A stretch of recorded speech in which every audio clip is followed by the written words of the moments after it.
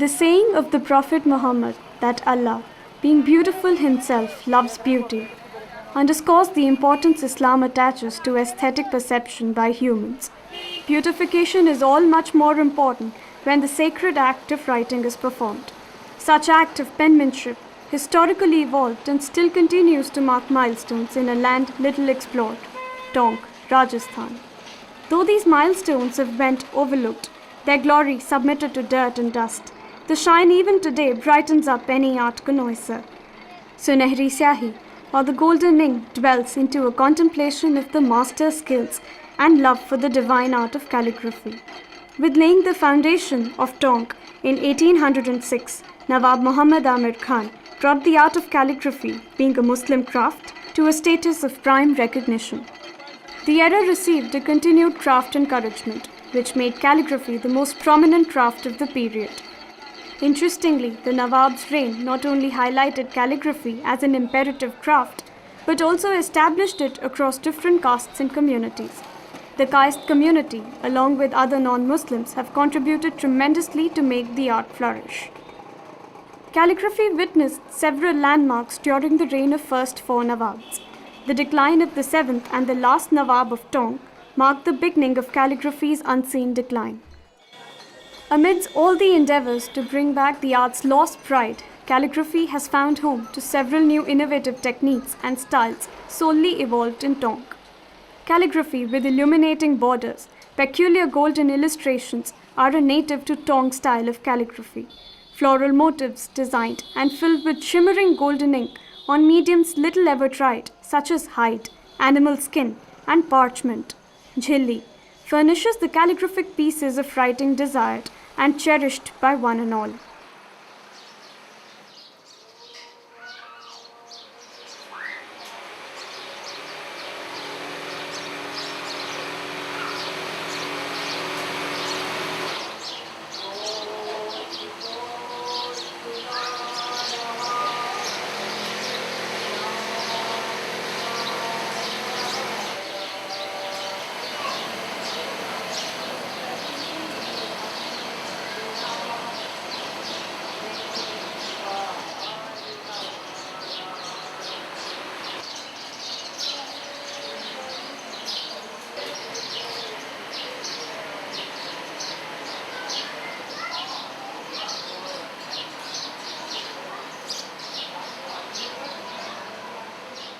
डेढ़ दो बरस पहले की बात है कि मैंने ये सोचा कि इस फन पर एक यादगार किस्म की कोई किताब होना चाहिए जो तकरीबन ज़्यादा से ज़्यादा ख़तों का तारुफ करा सके। इसकी तकमील के लिए ये किताब मैंने मुरतब की है और अभी मुरतब मुकम्मल हुई नहीं है, ज़ेर किताबत है। इसमें अभी 36 सफ़े हुए हैं, 33 पेज।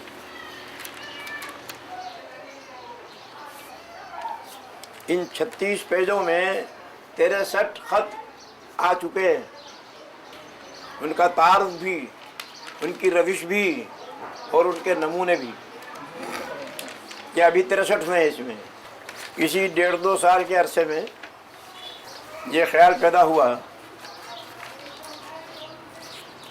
कि मेरे हाथ से इल्मी, अदबी, फ़न्नी बहुत सी किताबें मुख्तलिफ़ ख़तों में लिखवा कर लोगों ने छपवाई और बाज़ार में बिक रही हैं, चल रही हैं। लेकिन उन सब का नमूना मेरे पास अपने पास कोई नहीं था। तो सन 2007 में मैंने ये कुरान शरीफ शुरू किया कि भाई एक पूरा कुरान हमारे पास एक नमूने के तौर पे होना चाहिए। तो सोचा ये कि तुम्हारे पास भी तो कुछ होना चाहिए कि तुम्हारे हाथ में कितने ख़त हैं। उसके वास्ते हमारा ये कुरान का आखिरी पारा है। इस आखिरी पारे में 37 सूरतें हैं, तो हमने इसको 41 ख़तों में लिखा है, एक पारा।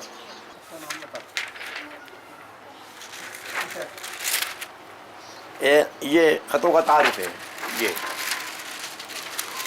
یہ پورے 41 موجود ہیں یہاں پر، یہاں سے لے کے یہاں تک. یہ دیکھیے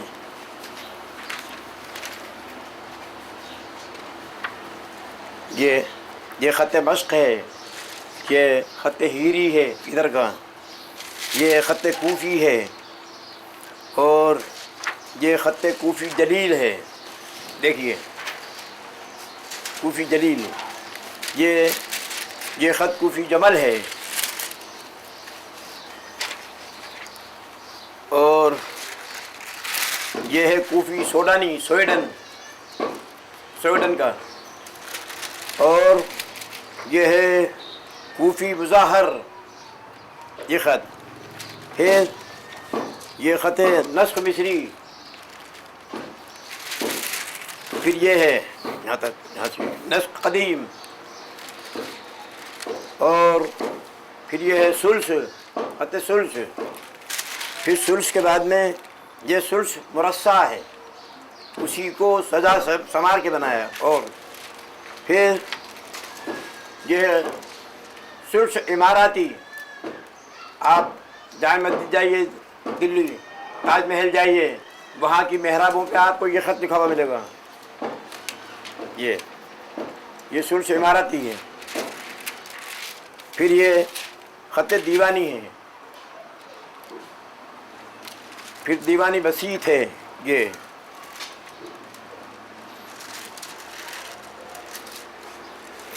پھر یہ خط کون سا نمبر کا ہے؟ 16. پھر 16 نمبر پہ نسخ جدید ہے.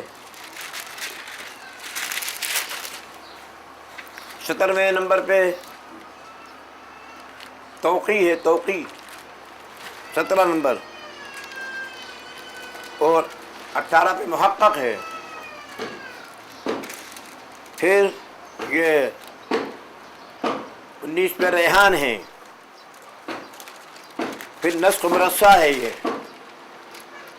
پھر ہے خط اجازہ، اور یہ ہے کوفی جدید. پھر یہ ہے خط زیبا. پھر یہ سورہ بینہ ہے، نستعلیق اعرابی. پھر یہ سورۃ الزلزال ہے رانا میں. پھر اس کے بعد کی سورت عادیات خط رقا میں، اور القاریہ خط بہاری میں، اور یہ ہے خط تکاثر خط چینی میں، نسخ چینی. اور پھر کوفی منقش ہے، یہ والعصر کوفی منقش میں ہے. پھر سورۃ الہمزہ خط بابری میں ہے. اور پھر یہ سورۃ الفیل ہے، یہ خط عالمگیری میں ہے.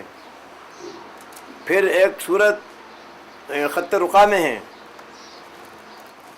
پھر ایک معاون سورت کا نام ہے معاون، وہ خط سنبل میں ہے. نہیں، معاون تو خط رقا میں ہے، سنبل میں یہ ہے. ہاں معاون صحیح ہے. اس کے بعد میں یہ سورہ کوثر ہے. یہ کوثر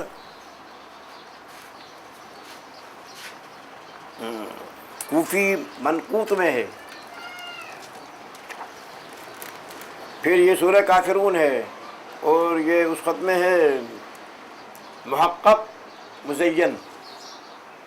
پھر ایک صورت خط لرزہ میں ہے، اور پھر خط تعلیق میں ہے تبت یدا. اور قل هو اللہ صورت ہے، وہ خط شکستہ میں ہے. پھر یہ دو صورتیں آمنے سامنے ہیں، ختم ہو گیا یہاں. تو یہ سورہ فلق خط زلف عروس، اور الناس خط زلف عروس. اس کے بعد میں یہ خاتمہ ہے. یہ دعا ہے خاتمے کی. یہ خط ریحان میں ہے، ریحان مرصع.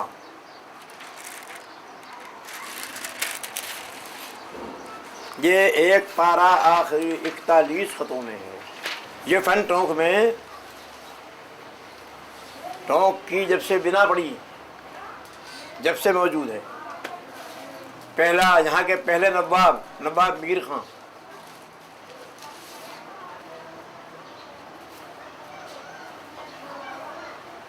ان کے زمانے سے چلا آ رہا ہے. لگ 800 سال کے 700.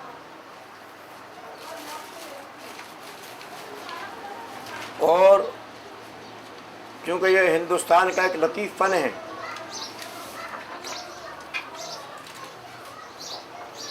اس لیے اس فن کو ترقی دینے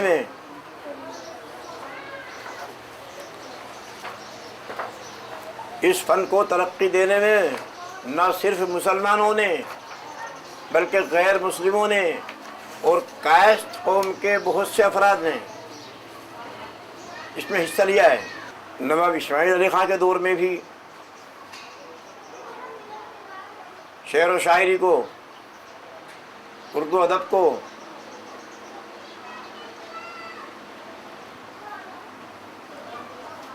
اور یہ خوش روشی کیلیگرافی کو ان کو برابر بڑھاوا ملتا رہا.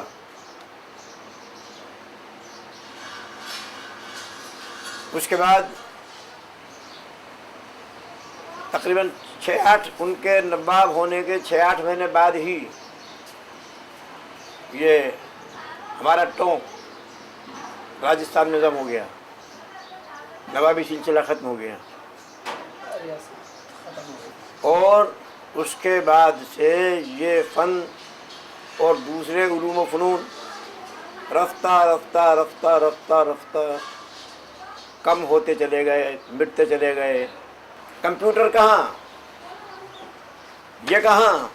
یہ فن تو اس سے تعلق رکھتا ہے. کمپیوٹر کہاں ہے؟ کمپیوٹر کی اہمیت اپنی جگہ، کمپیوٹر کی افادیت اپنی جگہ، فن کو ترقی دینے میں، فن کو جلدی آگے بڑھانے میں کمپیوٹر اپنی جگہ.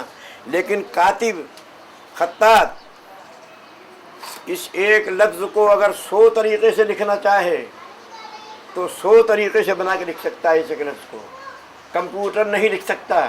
کمپیوٹر میں جو چیز ڈال دی جائے گی وہی لکھے گا، بس اس کے علاوہ نہیں لکھے گا. اور کاتب کے اور خطاط کے ذہن میں ہر لفظ کے لیے، اس کے لیے کیا، اس کے لیے کیا، اس کے لیے کیا، 100 شکلیں موجود ہیں. وہ جس شکل سے چاہے بنا کے پیش کر سکتا ہے. تو کمپیوٹر اس کے ساتھ جب لگ گیا تو یہ فن کمزور پڑ گیا.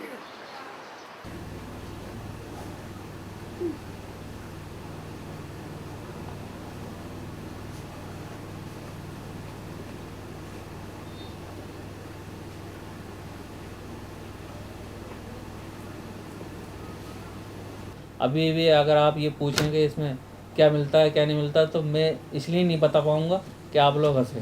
اس لیے کہ بس ہماری جو محنت ہے اس حساب سے اپنا وہ چل رہا ہے.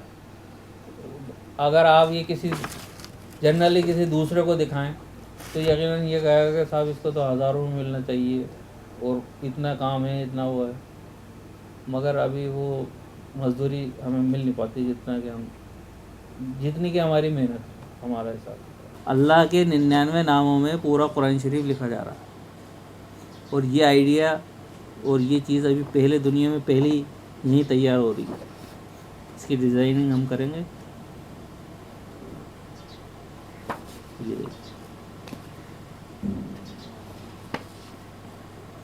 یہ کہلاتا ہے خط غبار.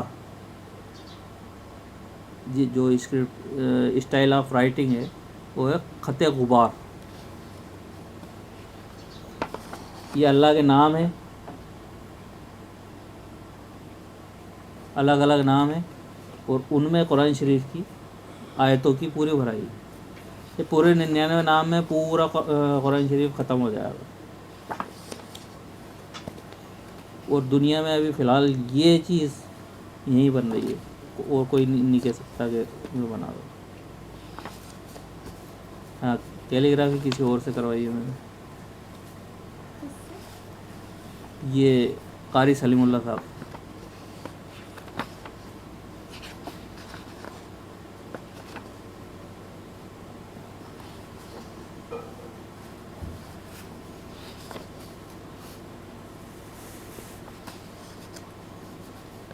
یہ آدھا تیار ہو چکا ہے اور آدھا 2-3 مہینے میں بھی اور تیار ہو جائے گا. اس کے بعد پھر اس کی ڈیزائننگ شروع ہوگی. پورا قرآن شریف اس میں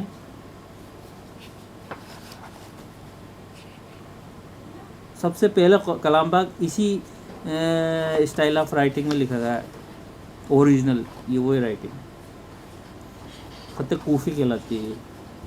عرب میں ایک شہر ہے کوفہ, وہیں کے رہنے والے ایک کاتب نے اس کی ایجاد کی, تو اسی کے نام سے کوفی لفظ وہ پڑا, خط کوفی.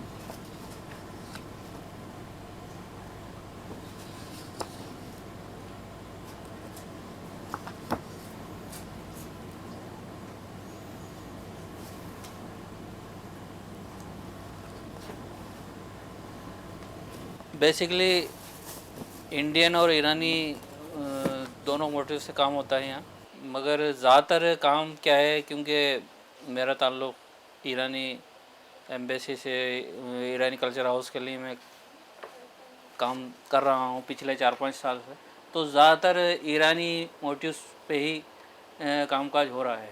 انڈین تو جیسے کوئی آرڈر آ جاتا ہے تو وہ ہو جاتا ہے, باقی کام سبھی ہو جاتا ہے, انڈین, مغل, ایرانی, سبھی طرح کا. ابھی فی الحال جو ہے زیادہ تر ایرانی موٹیوز پہ ہی کام ہو رہا ہے.